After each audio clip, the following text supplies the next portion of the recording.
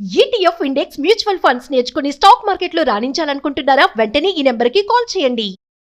Salmon గారు, ఇప్పుడు ఈ మ్యూచువల్ ఫండ్స్లో ఈ స్కీమ్స్ని ఏ విధంగా సెలెక్ట్ చేసుకోవాలి? ఎన్ని స్కీమ్స్లో మనం ఇన్వెస్ట్మెంట్ పెట్టాలంటారు అసలు? విష్ణు గారు మంచి క్వశ్చన్ అడిగారు.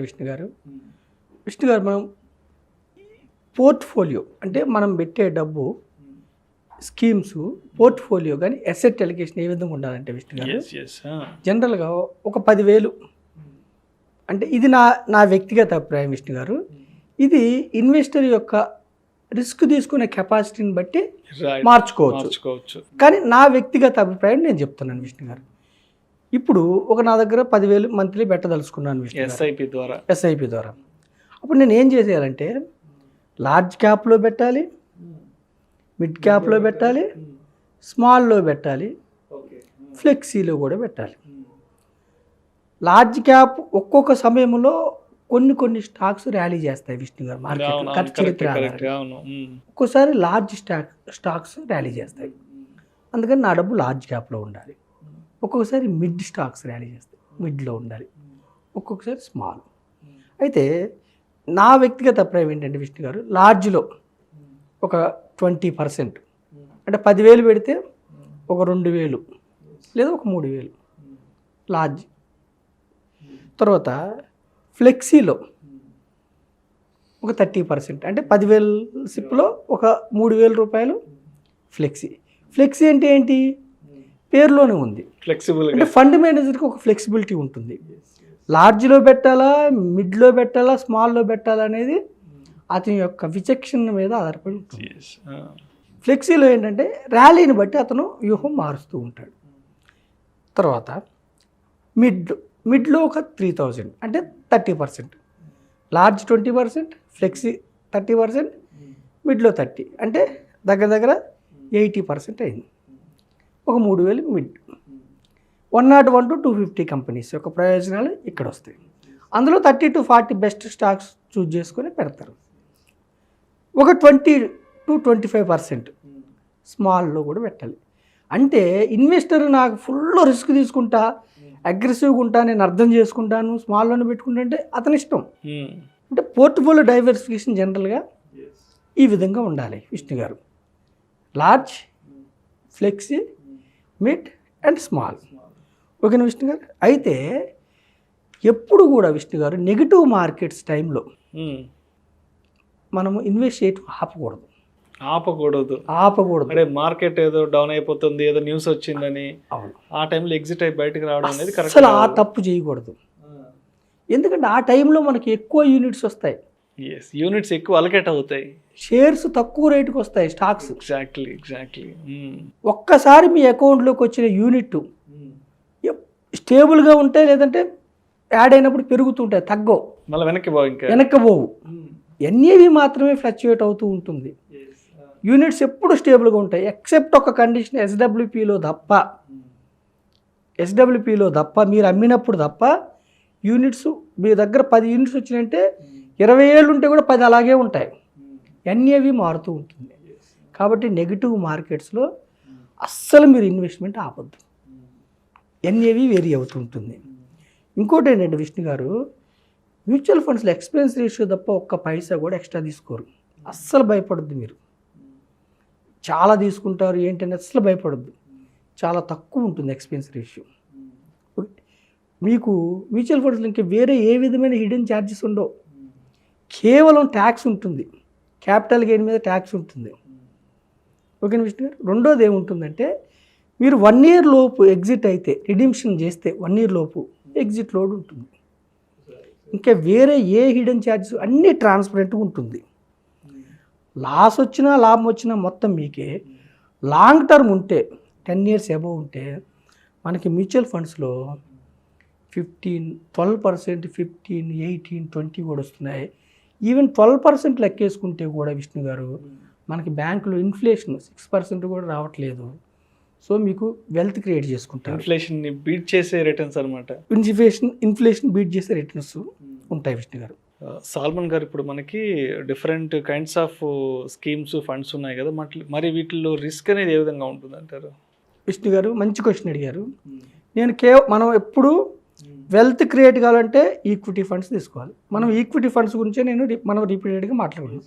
ఒక సామాన్య మానవుడు మోర్ రిచ్, గొప్పగా ధనవంతుడు కావాలంటే ఈక్విటీ ఫండ్స్, స్టాక్స్. ఈక్విటీ ఫండ్స్లో ఫస్ట్ రిస్క్ భరించలేని వాళ్ళు, కొద్దిగా రిస్క్ ఏంటంటే విష్ణు గారు, ఫస్ట్ హైబ్రిడ్ ఫండ్స్. అవును. హైబ్రిడ్ ఫండ్స్లో స్టార్ట్ చేసుకోవాలి. అందులో 65% ఈక్విటీలో ఉంటుంది, 35% డెట్లో ఉంటాయి. డెట్లో 35% ఉంటుంది కాబట్టి అవి ఎవరైతే 3 years ఉంటారో వాళ్ళకి నెగిటివ్ రిటర్న్స్ రావు కాబట్టి డెట్లో మీకు రిస్క్ తక్కువ ఉంటుంది. దానికంటే హైబ్రిడ్ ఫండ్స్లో లెస్ రిస్క్ ఉంటుంది. దానికంటే కొంచెం ఎక్కువ రిస్క్ లార్జ్ క్యాప్ ఫండ్స్లో ఉంటుంది. లార్జ్ క్యాప్ ఫండ్స్లో కొంచెం రిస్క్ ఉంటుంది. నెగిటివ్ వచ్చినప్పుడు కూడా కొంచెం నెగిటివ్ వెళ్తుంది.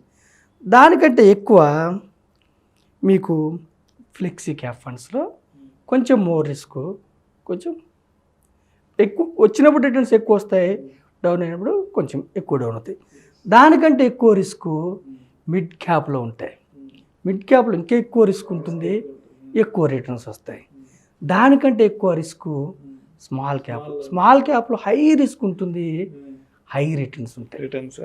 అంటే ఇన్వెస్టర్ యొక్క రిస్క్ని భరించే సామర్థ్యాన్ని బట్టి మనం చూస్ చేసుకోవాలి.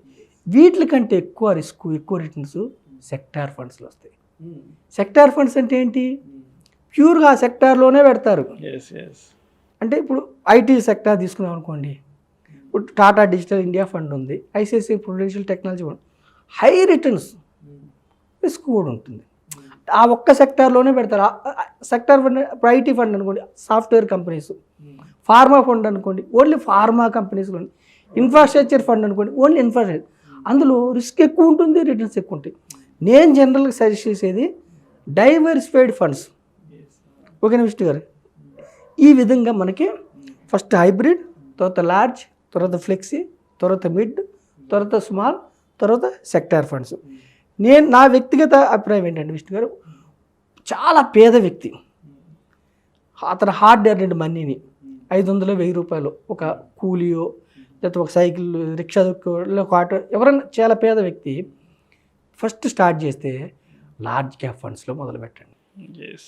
అంటే మీ స్మాల్ క్యాప్ హై రిస్క్ ఉంటాయి, తగ్గిపోయినప్పుడు కూడా అలాగే వెళ్ళిపోతూ ఉంటాయి రిటర్న్స్. అప్పుడు మీరు ప్యానిక్ అయిపోతారు, భయపడిపోతారు. అంటే మళ్ళీ ఏం కాదు, బౌన్స్ బ్యాక్ అవుతాయి, అయినా కానీ భయపడిపోతారు. ఒక పేద వ్యక్తి లార్జ్ క్యాప్ తీసుకుంటే మీరు గమనించండి, ఒక నెలకి 500 కట్టే వ్యక్తి మారుతి కంపెనీలో ఓనర్ అవుతాడు, ఎస్బీఐ బ్యాంక్లో ఓనర్ అవుతాడు, డాక్టర్ రెడ్డీస్లో ఓనర్ అవుతాడు, బజాజ్ ఫినాన్స్లో ఓనర్ అవుతాడు, అల్ట్రాటెక్ సిమెంట్ కంపెనీలో ఓనర్ అవుతాడు. అంటే మీరు గమనించండి, ఒక చిన్న వ్యక్తి పెద్ద భారతదేశంలో దుర్భేచ్యమైన కంపెనీస్లో ఓనర్షిప్ వస్తుంది. అంటే ఫస్ట్ లార్జ్ క్యాప్లో స్టార్ట్ చేయండి. లేదు నా దగ్గర 1000 ఉన్నాయి, నేను లార్జ్, మిడ్, స్మాల్ ఇలా 20%, 30%, 30 అలా అలకేట్ చేసుకోలేను, ఫ్లెక్సీకి వెళ్ళండి. ఫ్లెక్సీలో లార్జ్ ఉంటుంది, మిడ్ ఉంటుంది, స్మాల్ ఉంటుంది. లేదా మల్టీకి వెళ్ళండి, లార్జ్ ఉంటుంది, మిడ్ ఉంటుంది, స్మాల్ ఉంటుంది. ఇలా చూస్ చేసుకో. ఏది చూస్ చేసుకున్న విష్ణు గారు, నేను చెప్పేది ఏంటంటే మార్కెట్లో అప్ అండ్ డౌన్స్ ఎప్పుడు ఉంటాయి. ఎప్పుడు స్లోప్ వైజ్కి వెళ్ళదు మార్కెట్, జిగ్జాగ్ వెళ్తుంది. కానీ over a period of time returns generate చేస్తుంది. 79లో 100 పాయింట్ల దగ్గర స్టార్ట్ అయిన సెన్సెక్స్ ఈరోజు 58,000. అప్ లేవా, అప్ వచ్చాయి, డౌన్ లేవా, డౌన్ వచ్చాయి. రెండోది ఏంటంటే don't time the market. Down మీ సొమ్ము 1,00,000 పెట్టారు విష్ణు గారు, 5 లక్షలు అయింది చూసుకున్నారు మీరు. 5 అయినప్పుడు మార్కెట్ కరెక్షన్ వచ్చింది, 4కి వెళ్తుంది కిందకి, నా లాభం అంతా వెళ్ళిపోతుంది కదండి, కిందకి వెళ్ళినప్పుడు తీసుకోకండి. ఉంటే ఇంకొంచెం ఎక్కువ ఇన్వెస్ట్ చేయండి. ఎప్పుడు తీసుకోవాలంటే గోల్ ఓరియంటెడ్ చేయండి. మీరు పిల్లలు చదువు కోసం పెట్టారా, చదువు అప్పుడు 1 year ముందు తీసుకోండి. మ్యారేజ్ కోసం పెట్టారా, మ్యారేజ్ అప్పుడు తీసుకోండి. రిటైర్మెంట్ ఫండా, రిటైర్మెంట్ ఫండ్. డ్రీమ్ హౌసా, dream house.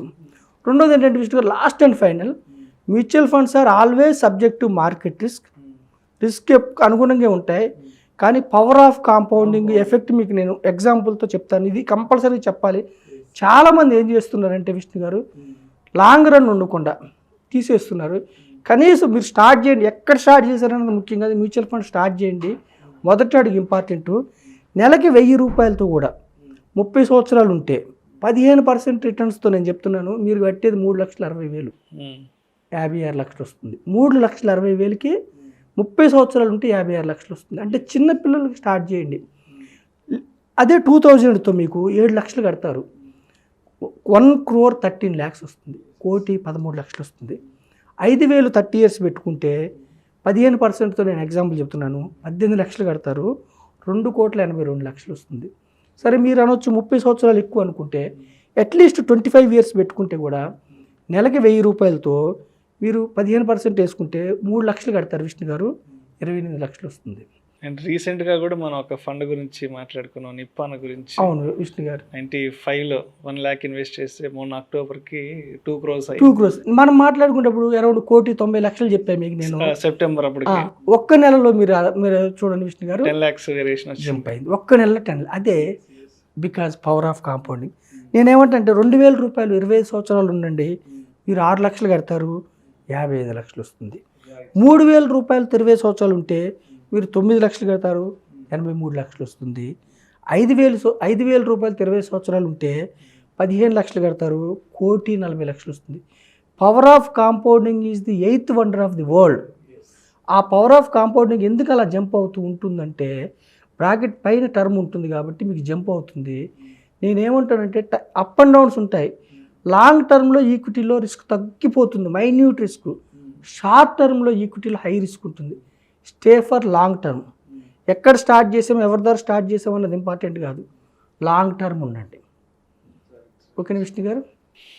Thank you so much Salman గారు. ఈ మ్యూచువల్ ఫండ్స్లో ఏ స్కీమ్ని ఏ విధంగా సెలెక్ట్ చేసుకోవాలి, అదేవిధంగా పోర్ట్ఫోలియో మేనేజ్మెంట్ అనేది కూడా ఏ విధంగా డిజైన్ చేసుకోవాలనే విషయాల గురించి ప్రేక్షకులకు మీ విశ్లేషణ ద్వారా చాలా క్లియర్గా తెలియజేశారు. Thank you so much sir.